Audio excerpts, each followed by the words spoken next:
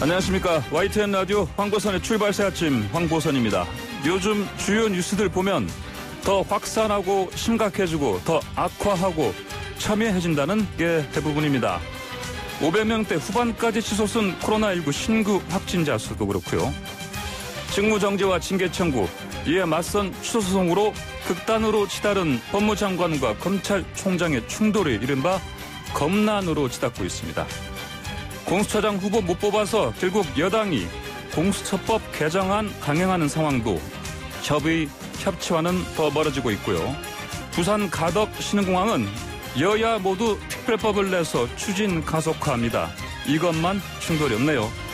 국비 혈세 많이 드는 사업인데 예타, 즉 예비 타당성은 생략합니다. 어제와 비슷하지만 다 중요해서 오늘 저희 출발새 아침에서도 다룰 이슈들입니다. 이 프로그램은 저희 YTN 라디오 앱, 유튜브 보이는 라디오로도 함께 하실 수 있습니다. 2020년 11월 27일 금요일 YTN 라디오 황보선의 출발새 아침 시작합니다. 네, 어제 0시 기준으로요. 코로나19 1일 신규 확진자가 500명 넘어섰습니다. 3월 6일 518명을 기록한 이후 약 8개월 만에 500명 넘어선 겁니다. 자, 코로나19 감염 확산세 이렇게 심상치 않은데요. 전 질병관리본부장이신 전병률 차의학대학 의학전문대학원 교수 연결해서 말씀 들어보도록 하겠습니다. 전병률 교수님 안녕하십니까? 네, 안녕하십니까? 예, 어제 500명대 후반까지 올라갔는데 이거 숫자 보시고 놀라셨지요? 네, 11월 달 들어와서 예. 지속적으로 환자가 증가하는 양상을 보였기 때문에 예. 우리 전문가들은 대부분 500명, 1000명대 이상의 환자 발생이 곧 다가올 것이다 그렇게 예측을 했었습니다. 예. 근데 좀 생각보다 빠른 시일 내에 네네. 500명대에 도달을 했죠. 예. 상당히 심각한 상황이다 그렇게 볼 수 있겠습니다. 예, 그러니까 예전에 200명, 300명대 했을 때도 정부 당국에서 곧 400명대, 600명대 올라갈 것이다 얘기를 했었는데 실제로 지금 500명대 후반까지 올라갔고요. 그러면 오늘 같은 경우는 잘못하면 또 600명대까지 넘어갈 수도 있다. 이런 우려도 있습니다. 네, 사실 지금 검사 수치가 0시 기준이기 때문에 어느 정도 대략적으로 예. 언론에서는 수치를 좀 파악을 하고 있는 것 같습니다. 예. 상당히 많이 증가될 것으로 이렇게 좀 예측을 하고 있는 것 같더라고요. 예. 방금 말씀하신 것처럼 이렇게 막상 이렇게 이런 시점에 생각보다 빨리 이제 500명대 후반까지 올라간 거에는 좀 놀라셨지만 그럼에도 불구하고 그간의 추세를 봤을 때는 500명대까지 올 것이다. 또 잘못하면 1000명대까지 갈 수 있을 것이다. 아까 말씀하셨지 않습니까? 네네. 이런 얘기 하시는 이유 좀 설명 좀 해주십시오. 일단 감염 재생산 지수가 이제 1.5 수준까지 올라갔다. 예. 그리고 또 검사 건수 대비 확진 건수에 대한 비율을 보여주는 양성률도 예. 누적 양성률이 지금 계속해서 증가되고 있다. 즉 이 접촉자들에 대한 검사를 하게 되면 양성 환자가 많이 나온다. 그런 얘기가 되겠죠. 예. 또 뿐만 아니라 계절적으로 실내 활동이 급증되는 그런 겨울철이라서 예. 실내 활동을 많이 하는 그런 경우에 이제 환자가 또 많이 발생할 수 있다. 네. 그런 점들이 앞으로 이 확진자가 계속 증가되는 그런 양상을 보여줄 수 있는 하나의 근거라고 보면 좋겠습니다. 이제 그래서 요즘 상황을 3차 유행이라고 좀 하지 않습니까? 네. 이제 방금 말씀하신 여러 요인들이 있는데 또 이제 거의 요즘 신규 확진자 수를 보면은 거의 3분의 1 정도가 젊은 층 아닙니까? 이 부분도 네네. 크게 작용을 하고 있지 않나요? 어떻게 보십니까? 네, 아무래도 이제 20대 젊은 연령층의 경우에는 예. 이 활동 범위가 상당히 광범위하고요. 예. 그리고 또 이 지속적으로 또 반복적으로 이 접촉이 이루어지고 있기 때문에 무증상 감염자가 있는 경우에는 그로 인해서 추가적인 환자 이 생산이 훨씬 더 용이하다. 예. 그렇게 볼 수가 있겠죠. 그리고 또 말씀드린 것처럼 이제 이 젊은 연령층에 해당되는 분들은 실내 활동들을 선호하게 됩니다. 예. 카페라든지 네. 클럽이라든지 이런 다양한 실내 활동에서의 활동을 통해서 많은 사람들과 접촉을 하기 때문에 예. 이들을 통한 환자 확산이 상당히 우려가 되고 있다. 그렇게 보셔야겠죠. 예, 보면 지난 24일부터 수도권의 사회적 거리두기가 2단계 격상됐고요.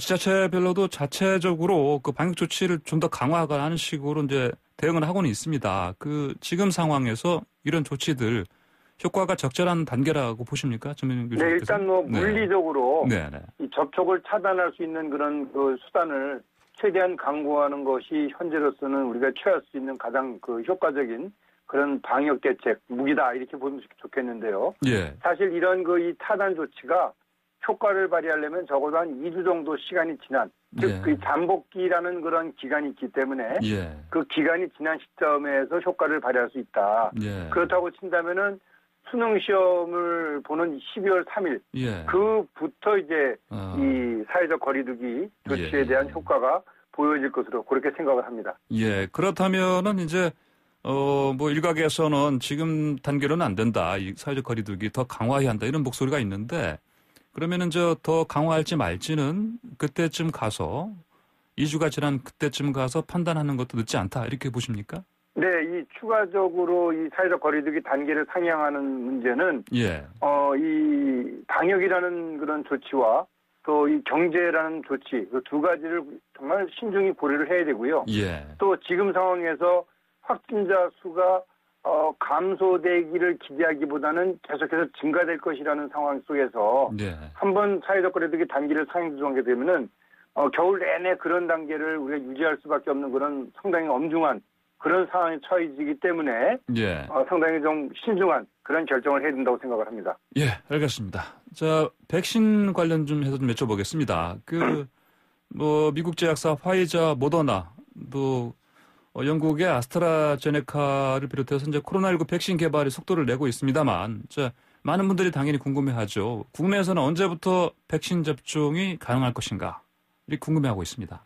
네, 뭐 방역 당국의 발표에 따르면은 빠르면 뭐 1, 4분기 예. 또는 뭐 2, 4분기 중에는 우리가 네네. 전 국민의 60%에 해당되는 3천만 명분에 대한 백신을 확보할 수 있을 것으로 이렇게 예. 발표를 했고요. 예. 그리고 또 이건 이제 2번 접종을 하기 때문에 네. 3천만 명을 접종을 하려면 유통 과정이라든지 또 보관 그리고 또 이 의료기관에 대한 백신 배분 뭐 이런 게 시간이 많이 걸립니다. 예. 그렇기 때문에 인플루엔자 백신 접종을 맞게 되는 11월 초, 10월 말 이전에 예. 이 코로나19에 대한 백신 접종이 종료가 될 수 있다. 그렇게 지금 방역당국은 발표를 하고 있습니다. 네. 그렇게 되면은 적어도 우리가 내년 뭐 가을철 지나는 그 시점에는 네. 우리 국민들의 예방접종을 통해서 집단 면역을 확보를 하고 그렇게 되면은 이제 코로나 이전의 일상생활도 가능할 수 있는 그런 또 희망을 저희들이 갖게 될 수 있지 않을까 그렇게 생각을 합니다. 예. 보니까 근데 일부 나라에서는 이제 이 백신 접종, 이 백신을 뭐 사용 승인한다 이런 뉴스들 들리고 있습니다. 일단 브라질도 좀 그렇고요. 조만간. 네.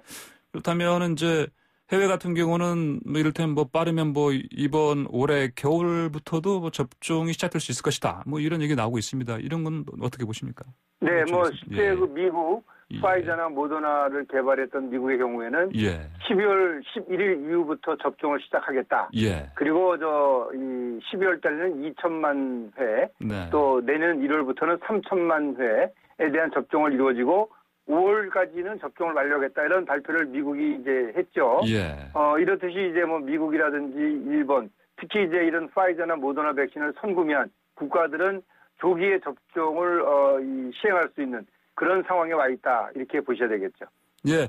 자, 마지막으로요. 이제 코로나19가 더 크게 확산한다면 방역 대응에도 하시는 구멍이 생길 수 있다 이런 우려가 커지고 있습니다.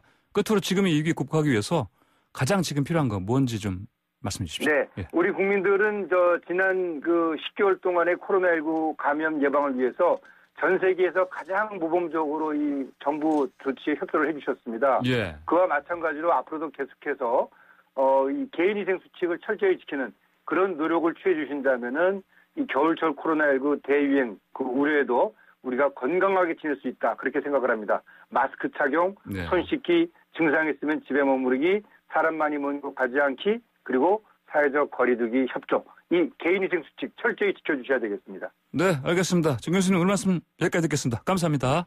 네, 감사합니다. 네, 지금까지 전 질병관리본부장이신 전병률 차의학대학 의학전문대학원 교수였습니다. 자, 지금 얘기 나눈 사이에요. 청취자분들 의견들이 계속 들어오고 있습니다. KYC5401님께서는요. 예스 앱으로 제 이름이네요. 황보선 화이팅 이런 의견 응원 주셨고요. 감사합니다. 0911님께서는 문자 메시지로 청취자 여러분 오늘도 최선을 다해 행복하세요. 금요일입니다. 이런 또 의견을 주셨습니다. 자, 박계수님께서는요. 유튜브 보이는 라디오로도 코로나 잘 예방하고 극복합시다. 또 이런 말씀 주셨습니다. 여러 말씀, 여러 의견 주셨는데 고맙습니다. 출발새 아침 청취자 여러분의 의견 계속 기다립니다. 방송 함께 들으시면서 샵 0945번 50원의 유료 문자창 열어놓고 여의도 중계석으로 출발하겠습니다. 네, 한국 정치를 풀어내는 시원하게 풀어내는 토론 사이다 시간 여의도 중계석입니다. 여의도 정치 상황을 누구보다 명쾌하게 풀어주실 두 분 함께합니다. 오늘은 특별히요. PK 짝꿍 두 분 모셨습니다. 네, 먼저 국민의힘의 조혜진 의원 함께 하시고요. 안녕하십니까? 반갑습니다. 조혜진입니다. 네, 이제 코로나19 방역 상황 때문에 마스크를 착용한 상태입니다. 소리가 약간 막히더라도 청취자 여러분 양해 부탁드립니다. 2단계가 돼버렸어요. 그래서 다시 썼습니다. 그리고 더불어민주당의 전재수 의원 나오셨습니다. 안녕하십니까? 예, 부산 북구 출신의 전재수입니다. 반갑습니다. 네, 목소리도 좋으시고 그러신데 지금 마스크 때문에 약간 그 좋은 목소리가 조금 막히고 있습니다만 코로나19 상황이니까 이거 이해하고 진행하도록 했으면 좋겠습니다. 먼저요, 지금 검난이라는 얘기가 좀 더 자주 이제 등장하고 있습니다. 평검사부터 고위급 검사들까지 집단 성명을 내면서 이제 이런 얘기가 나오고 있는데, 이제 추 장관의 측근이라 여겨지는 이제 서울중앙지검, 이성윤 중앙지검장이 맡고 있는 서울중앙지검, 여기서도 반기를 드는 목소리가 좀 들립니다. 민주당 김태년 원내대표는 윤석열 적법하게 책임 묻는 거다. 또 이런 얘기도 했던데, 자, 일단 이런 검찰의 집단 항의, 이 상황을 어떻게 보시는지 먼저 우리 국민의힘 조혜진 의원께서 좀 말씀해 주십시오. 예, 추미애 장관이 법무장관으로 취임하고 나서 사상 유례 없던 초유의 일들이 계속 벌어지고 있으니까 한번 했다 하면 다 처음이에요. 전례 없는 일, 유사 일에 처음 있는 일, 초유의 일 이렇게 되는데 지금 검찰 조직의 이 집단 저항도 지금 사상 최의 일입니다. 물론 이제 법무장관이 현직 검찰총장을 징계 회부하고 직무 정지시키고 사실상 해임에 가까운 그런 조치를 내린 것도 우리 역사 이래 처음 있는 일이긴 한데 여기에 대한 검찰 반응도 옛날에는 권력 상층부에서 검찰에 대해서 부당한 행위를 하면은 일선 평검사들이 평검사 회의를 열어가지고 반대, 비판, 저항하는 목소리를 내곤 했는데 지금은 평검사들뿐만 아니고 일선에 있는 검사장들, 지검장들, 심지어 고등검사장들까지 다 지금 한 목소리를 내고 있고 또 통상 검사들은 나서도 검찰 사무국장들, 그분들은 검사는 아니거든요. 일반직인데 그분들이 나선 건 또 처음이에요. 전국의 사무국장들이 다 나서가지고 추미애 장관의 이 조치에 대해서 이제 비판하고 취소하라고 그렇게 요구를 하고 있는데 이걸 보면서 저는 문재인 대통령에 가까운 측근 의원이 권력형 비리를 수사하는 검찰을 보고 선을 넘었다라는 식의 표현을 했는데 법무장관이 이렇게 현직 검찰총장을 권력형 비리 수사하는 검찰총장을 해임에 가까운 그런 징계로 몰아가는 거는 인계철선을 밟았다. 하는 생각이 듭니다. 그 한 조치로 전국의 검찰과 직원들까지 다 들고 있는 거 보고서 그런 생각이 듭니다. 알겠습니다. 그럼 전재수 의원께서는 어떻게 생각하시는지 말씀해 주십시오. 대한민국의 검사가 한 2,200여 분 정도 됩니다. 대부분의 검사분들은 아동 청소년이라든지 마약이라든지 형사 이런 분야에서 근무를 하시는 대부분의 검사분들은 굉장한 경무에 시달리고 있습니다. 굉장히 열심히 일을 하고 있고요.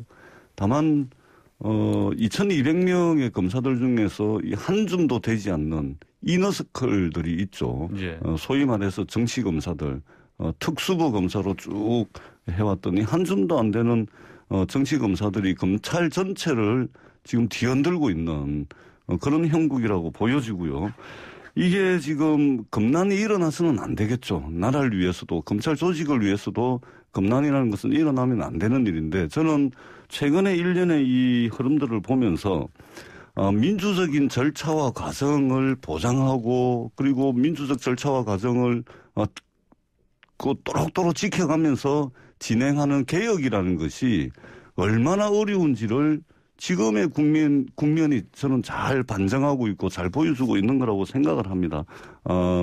혁명보다 우리가 개혁이 더 어렵다는 거 아닙니까? 더더구나 절차와 과정을 보장해주는 이 개혁이 얼마나 어려운지를 최근의 행태들을 통해서 보여주고 있다는 생각이 들고요. 어제 윤석열 총장이 변호사를 통해서 소위 말하는 사찰 문건이라고 이야기되어지는 것을 공개를 했는데 이제는 윤석열 총장이 직무정지 배제 가처분 신청도 내고 또 본안 소송도 곧 들어갈 텐데 이미 이 직무정지를 당한 분이 말하자면 판사들의 개인 성향까지 나와 있는 이런 공문서를 공개를 하고 이런 걸 보니까 이제는 재판에서 설사 복귀해가지고 승소를 한다 하더라도 다시는 복귀하기 어려운 강을 건너지 않았나 이런 생각이 듭니다. 국민들께서 걱정하지 않으시도록 최대한 이 상황이 최대한 빨리 좀 마무리될 수 있도록 저희들도 최선을 다하겠습니다. 예, 자, 이 법무장관과 검찰총장의 결국은 이제 법적인 충돌까지 온 상황. 이거 여의도 중개석에서 지금 이 사안 가지고 얘기를 계속해야 되겠는데 잠깐 광고를 듣고 들어와서 더 열띤 토론 이어가도록 하겠습니다. 자, 광고 듣겠습니다. 네, 황보선의 출발새 아침 2부 시작합니다. 더불어민주당 전재수 의원, 국민의힘 조혜진 의원과 함께 여의도 중개석 계속 이어갑니다. 자, 아까 그 광고 나가기 전에 그 조혜진 의원께서 인계철선 말씀하셨어요. 그것 좀 설명 좀 해 주십시오. 청취자분들은 약간 생각이 있습니다. 당길 인자 할 때 인계철선인데 예. 전방에 미군이 배치되어 있습니다. 네. 배치한 이유가 북한이 남침을 할 때 미군을 가장 먼저 공격을 해야 됩니다. 미군하고 가장 먼저 전투를 벌여야 됩니다. 그러면 자동적으로 미군 전체가 우리 한반도 상황에 개입을 하게 됩니다.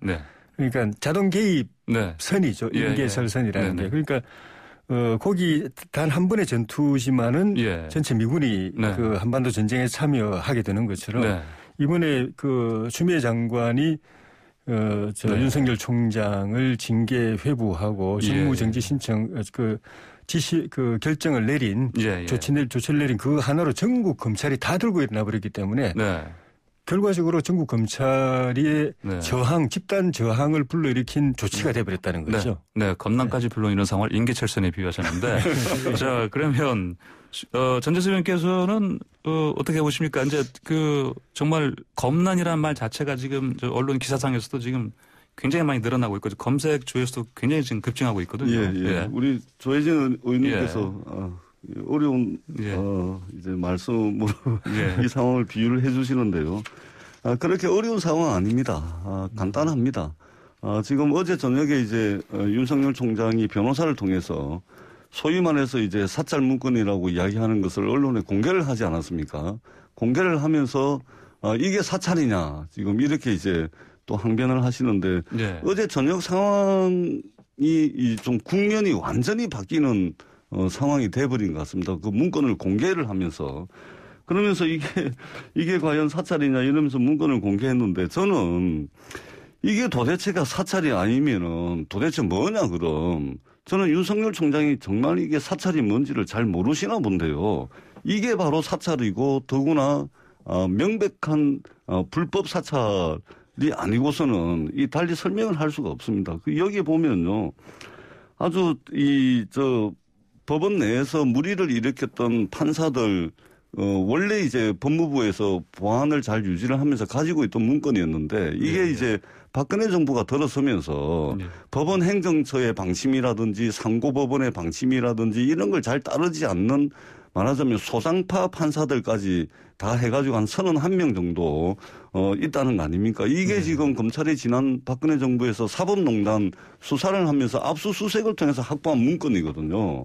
그러니까 이런 말하자면 판사들의 개인 성향이 담긴 문건 이런 것을 직무가 정지되어 있는 총장이라는 사람이 도대체 그 문건은 직무 정지돼가지고 출근을 안 했는데 그 문건을 빼돌려가지고 자기가 호수머니에 넣어가지고 있다가 변호사한테 넘겨서 공개를 한 건지 저는 굉장히 부적절한 일련의 은행들을 윤석열 총장이 정말 이거는 이게 도대체 어떤 판단으로 이렇게 지금 이런 행위를 하고 있는지 저는 이게 납득하기가 어렵습니다. 지금 현재 상황을 보면 야 정말 이런 고위공직자 한 명 더 있으면 정말 나라 망하겠다는 생각이 들 정도로 지금 이성을 잃은 이런 행위들을 지금 하고 있다고 생각을 합니다. 어제를 기점으로 이것은 징계 대상자 또는 징계위원회 해부된 그런 대상자 수준이 아니고 이것은 명백한 수사 대상으로 전환이 되는 시점을 맞이했다. 저는 그렇게 평가를 합니다. 실제로 대검 감찰부에서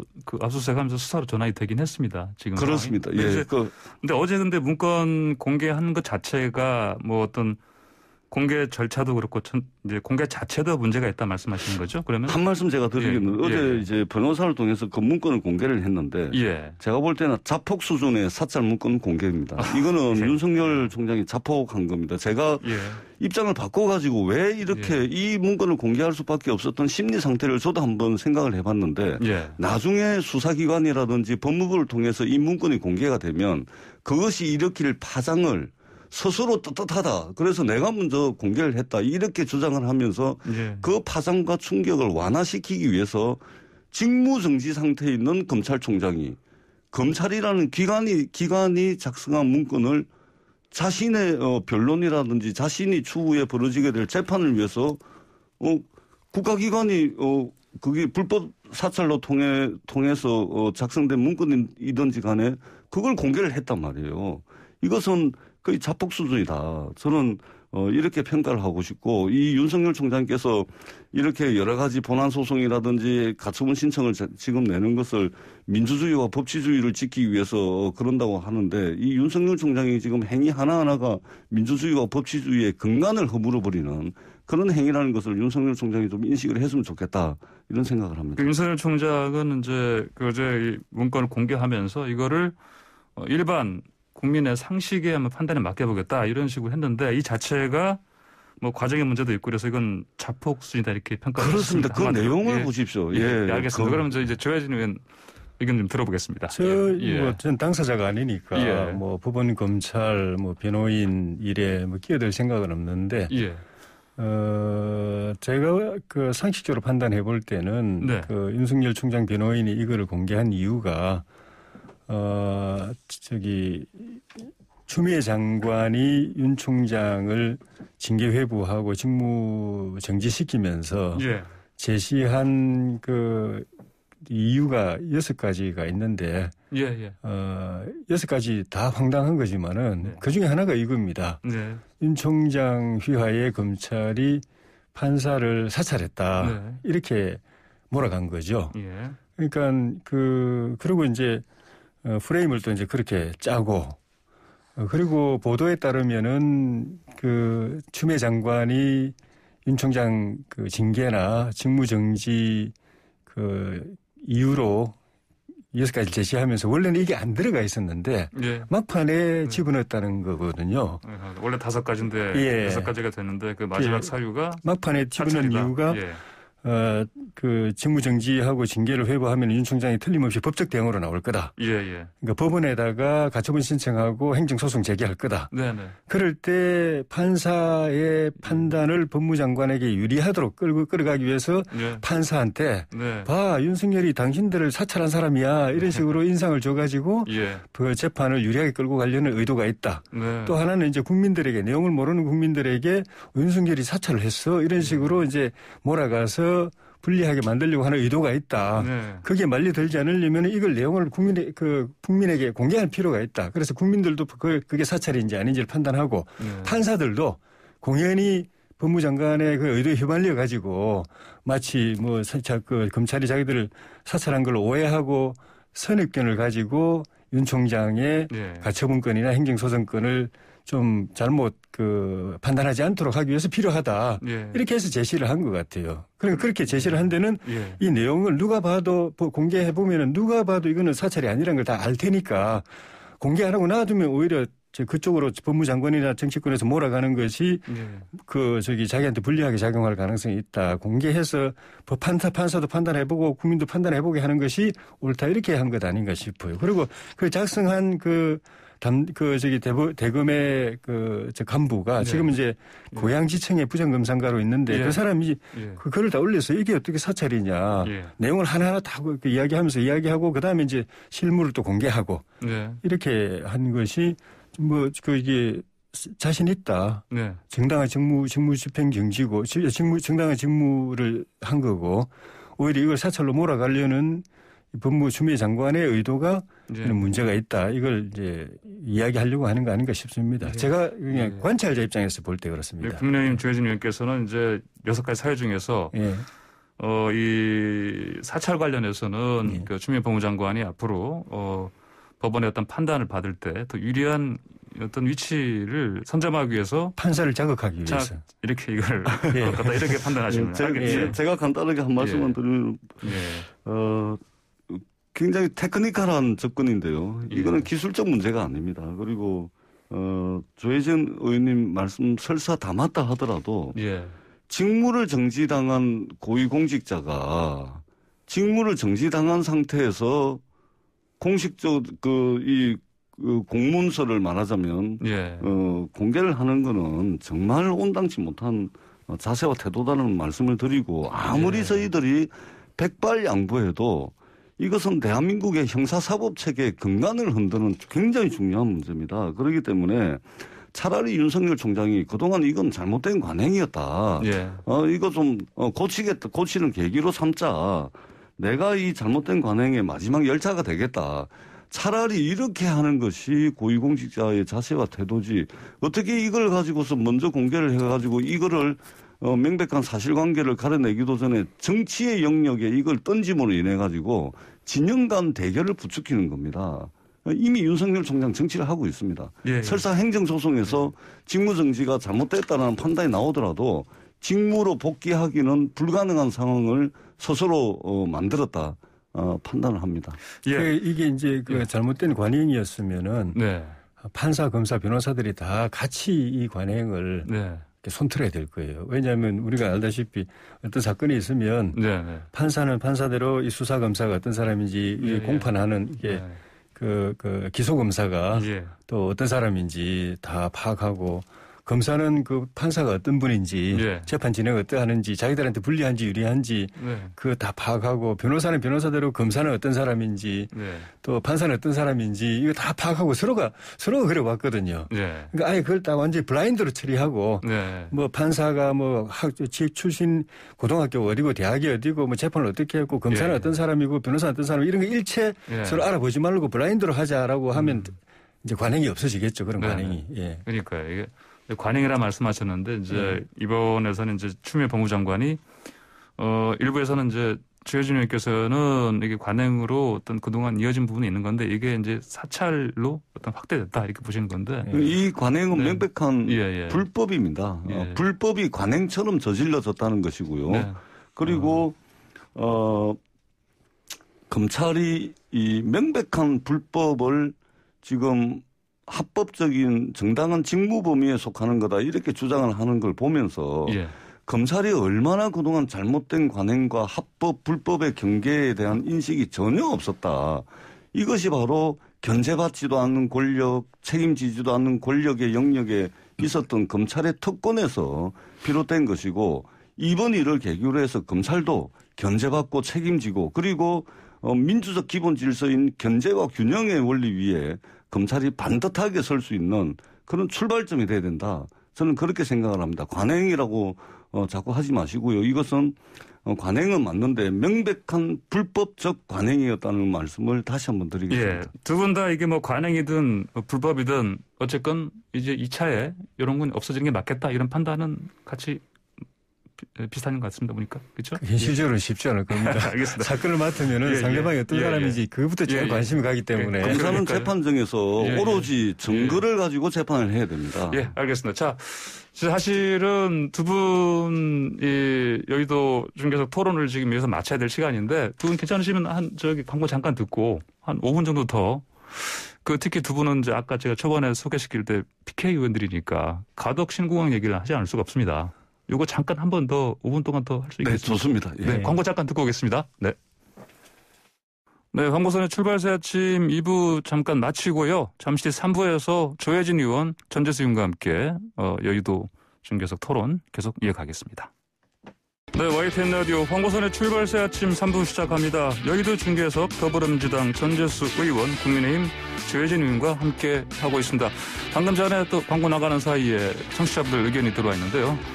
4559번님께서는 모범을 보여야 하는 검찰은 헌법 위에 특권 의식 갖지 마세요. 검찰도 대한민국 공무원이라면 사찰 같은 거 하지 말고 세금, 녹봉, 책임감 가지고 일하시길 바랍니다. 이런 의견 주셨고요. 7681님께서는 상식적으로 판단해보건대 윤석열 총장은 검사의 소임을 다하고 있습니다. 추미애 장관의 말도 안 되는 행동에 개탄스럽습니다. 이런 의견 주셨습니다. 0577님께서는 의원님들 민생 법안부터 챙겨주세요. 추, 윤 두 사람 싸움이 국민들 삶에 무슨 상관이 있나요? 당장 먹고 사는 문제가 급합니다. 이런 의견도 주셨습니다. 청취자 여러분들 유튜브 보이는 라디오 함께 하실 수 있고요. 그다음에 의견 있으신 분들은 우물정자 0945번 문자창 열어두시고요. 또 예스 저희 YTN 라디오 앱도 열려 있습니다. 열 수 있습니다. 이곳에서 청취자분들 의견들 주시기 바랍니다. 여의도 중계석 이어가겠습니다. 자, 아까 예고 드린 대로 이번에는 두 분 다 이제 PK 의원들이시니까 이제 모처럼 여야가 의견이 충돌이 없는 같이 가고 있는 가덕 신공항 이슈 좀 알아보겠습니다. 먼저 특별법을 먼저 발의한 야당이죠. 국민의힘 쪽에 조혜진 의원께서 이 특별법 이게 어떤 차별성이 있는지 민주당과 그것 좀 설명해 주십시오. 민주당 안은 이제 제가 이제 확인을 해봐야 할 텐데 아마 큰 차이가 없을 것 같아요. 왜냐하면은 이제 부산의 의원님들은 여야 할 것 없이 의견이 거의 비슷하신 것 같아서 저희 당 부산 의원님들이 제출한 특별법안은 핵심 내용이 세 가지입니다. 하나는 신공항 건설 절차를 좀 단축해라. 빨리 진행을 해라. 그리고 물론 그거하고 이제 같은 맥락일 수도 있지만 가급적이면은 예비 타당성 조사를 면제해라. 문재인 대통령께서 집권 초기에 지방 발전을 위해서 꼭 필요한 사업들에 대해서 예타 면제를 조치를 해준 바도 있기 때문에 예타 면제하도록 해라. 그다음에 원래 부산 시민들은 정부가 안 해주면은 시민들의 힘으로 부산시 또는 민자로 가덕도 신공항을 하겠다라고 했었는데 기왕이면은 정부 지원으로 신공항을 해줬으면 좋겠다. 그런 내용이 핵심인 것 같습니다. 핵심. 진행자께서 모처럼 여야가 이제 이런 표현을 썼었는데 저도 굉장히 잘된 일이고 역사적인 날이다 생각을 합니다. 20년간 이 논란의 종지부를 이제 찍는 계기가 출발점이 마련됐다고 평가를 하고 싶고요. 다만 아쉬운 것은 이 모처럼 여야인데 저희가 애초에 이 특별법만큼은 부산, 울산, 경남, 대구, 경북의 여야 의원들이 함께 공동 발의를 하자. 왜냐하면 이 문제는 대한민국이란 나라가 지금 성장 엔진 하나 가지고 먹고 살고 있는 나라 아닙니까? 서울 수도권 중심의 성장 엔진 하나 가지고 위태롭게 먹고 살고 있는 나라인데 대구, 경북과 부산, 울산, 경남에 성장 엔진을 하나씩 더 장착을 하면 대한민국의 미래가 더 나아질 거 아니냐. 국가 균형 발전도 가치를 좀 충족시킬 수 있는 거 아니냐. 그래서 공동 발의 제안을 했는데 부산의 국민의힘 의원님들 15분이 먼저 발의를 했고 저희가 이제 어제 정책위 의장이 사실상 당론 수준으로 해서 발의를 했습니다. 그런데 두 법안이 차이가 있는 것은 뭐냐면 저희들은 법안에 이제 가덕공항공사를 이제 넣었는데 이렇게 되면 지역에 특화된 공항 운영이 가능합니다. 뿐만 아니라 이제 동남권 메가시티, 즉 경제 공동체를 향해서 나아가고 있는데요. 이 동남권 메가시티 구상이라든지 부산, 울산, 경남의 공동 번영이라는 것이 이제 좀 가덕신공항 건설의 취지를 살리는 차원에서 이 가덕공항공사 설립이 좀 들어가 있고 더 중요하게는 가덕신공항 주변에 이제 배후단지를 개발하고 활성화하는 이 내용이 특별법에 들어가 있습니다. 예를 들면은 자유무역 지역이 있는데 여기에 이제 종합보세구역 제도를 도입한다든지 배후단지 활성화하고 개발하는 이런 내용들이 들어가 있기 때문에 이것이 단순하게 공항이 아니라 물류복합 허브 뭐 이런 이제 도시를 지향하는 이런 내용들이 좀 많이 들어가 있다. 이 말씀을 드립니다. 그리고 기왕에 이제 이렇게 기회가 주어졌으니 한 말씀만 더 드리자면은 저희가 2030년 4월 이전까지는 개항을 해야 됩니다. 왜 그러냐면 2030년 하반기에 전 세계에서 세계 시민들 5,400만 명이 부산을 찾게 됩니다. 부산 2030 월드 엑스포가 열리게 될 텐데 그러면 인천공항 거쳐서 부산으로 못 옵니다. 이 직항이 열리지 않으면은 기본적으로 불가능하거든요. 그래서 저희들이 2030년 월드 엑스포의 진행에 차질이 없도록 2030년 4월 전까지는 가덕신공항을 개항을 해서 전 세계 시민들에게 활기찬 도시 부산의 모습을 보여드리도록 최선을 다하겠습니다. 네네. 조혜진님께서 좀 하실 말씀 같습니다. 저희 지역구가 그 밀양, 의령, 함안, 장령인데 그중에 밀양이 이명박 정부 때 추진되던 남북권 신공항 입지 1순위였기 때문에 그때부터 제가 이 고민을 계속 해오고 있는데 여야가 취지는 거의 똑같은데 제가 볼 때는 여야 할 것 없이 저희 당 포함해서 결정적인 것 하나를 지금 놓치고 있다. 선결과제. 선결과제요. 먼저 정리해야 될 것 하나를 놓치고 있다. 이거는 지난 며칠 전 예결위 때 중무장관인 김현미 장관한테 제가 질의했는데도 김 장관이 답을 못한 건데 우리가 만들고자 하는 공항이 그냥 부산 시민과 경남 일부 도민들이 인천공항까지 가는 길이 멀어서 좀 가까운데 편리하게 비행기 탈 수 있는 공항을 만들어달라는 취지냐 아니면은 지방이 산업이 피폐하고 경쟁력 있는 산업들이 대형 공항이 없다는 이유 때문에 물류 비용을 줄이려고 인천공항 쪽으로 가까운 데로 계속 빠져나가고 있어서 이걸 붙잡기 위해서 그리고 경쟁력 있는 기업들을 유치하기 위해서 산업 유치용으로 경제 활성화용으로 공항을 필요로 하느냐 그리고 그냥 요 특대 동남권 지역에 부산 시민과 경남 일부 도민들이 이용하기 위한 중규모의 지방공항 중에서 좀 큰 공항 정도를 생각하느냐 아니면 인천공항만큼 전 세계 노선을 빠짐없이 가지고 있는 그런 대형 관문공항을 생각하고 있느냐. 우리 남북권 주민들이 필요로 하는 거는 다 이 후자입니다. 산업 유치용, 지방의 산업을 성장시키기 위한 거고 그러기 위해서는 인천공항에 비견할 만한 제2관문 대형 공항을 만들어야 되는데 정부가 김해 공항 신공항으로 하겠다고 한 거는 그냥 여객 편리용이고 노선도 동남아를 중심으로 해서 제한된 노선이고 그리고 그 이용객도 그냥 그 부산과 경남 일부 지역 주민들이고 그 김해 신공항 규모 가지고는 기업들이 여기 안 옵니다. 그래서 저는 그 김해 신공항은 반대다. 그렇게 생각했고 대형 관문공항을 만들어야 된다. 그건 이제 산업 유치용이어야 되고 그 이용할 그 이용지는 이 부산 경남뿐만 아니라 대구 경북의 그 기업들과 그 주민들 그리고 심지어 전남 전북의 그 기업들과 도민들까지 이용할 수 있는 공항이어야 된다. 근데 이 부분에 대한 정리가 안 되고 지금 추진 막 하고 있는 것이 그건 제일 아쉬운 부분이고 그래서 해당 주무부처인 국토부도 그렇고 우리 여야 정당들도 그렇고 이 부분 빨리 정리를 해야 됩니다. 그냥 부산 시민과 경남 일부 도민들이 이용할 여객 편의용 중규모 공항 이면은 제고해야 되고 대형 관문 국제공항이고 또 남북권 전체가 이용할 공항이고 산업을 유치하기 위한 공항이면은 이거는 국가가 전폭적으로 밀어줘야 되고 그거는 빨리 해야 되고 또 국비를 투입해야 되고 그렇게 생각합니다. 조 의원님께서는 단순한 여객 편의가 아니고 지역 경제 활성화를 위한 큰 그림을 그리면서 가덕 신공항 추진한다 이런 말씀이십니다. 시간이 없겠지만 시간이 지금 굉장히 중요한 문제. 이것은 제가 분명하게 말씀을 드렸는데 이건 국가 관문공항입니다. 알겠습니다. 자, 두 분 토론 오늘 여기까지 듣겠습니다. 자, 감사합니다. 고맙습니다. 네, 지금까지 더불어민주당의 전재수 의원, 국민의힘 조혜진 의원이었습니다.